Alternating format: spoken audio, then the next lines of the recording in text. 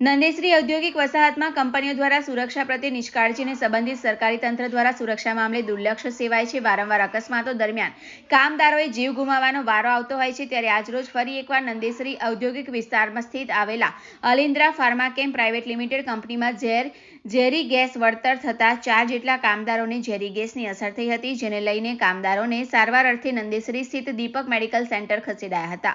નંદેસરીમાં આવેલા કેટલીક કંપનીઓ દ્વારા છાશવારે હવામાં ઝેરી ગેસ છોડવામાં આવતો હોય છે, જે આસપાસના ગ્રામજનો અને કામદારોના સ્વાસ્થ્ય માટે હાનિકારક હોય છે. તેમ છતાં ઉદ્યોગપતિઓ દ્વારા નિયમોને નેવે મૂકી હવામાં ઝેરી ગેસ છોડવામાં આવે છે તેવા આક્ષેપો ગ્રામજનો દ્વારા વારંવાર થતા હોય છે. આજરોજ નંદેસરી સ્થિત આવેલી Alindra pharma camp private limited કંપનીમાં ઝેરી ગેસનું ગળતર થતા 4 જેટલા કામદારો ગંભીર રીતે ઘાયલ થયા હતા, જેઓને સારવાર અર્થે નંદેસરી સ્થિત આવેલા દીપક મેડિકલ સેન્ટરમાં ખસેડાયા હતા. સમગ્ર બનાવ અંગે નંદેસરી પોલીસ સ્ટેશનને જાણ કરવામાં આવતા પોલીસ ઘટના સ્થળે પહોંચી હતી અને વધુ તપાસ હાથ ધરી હતી.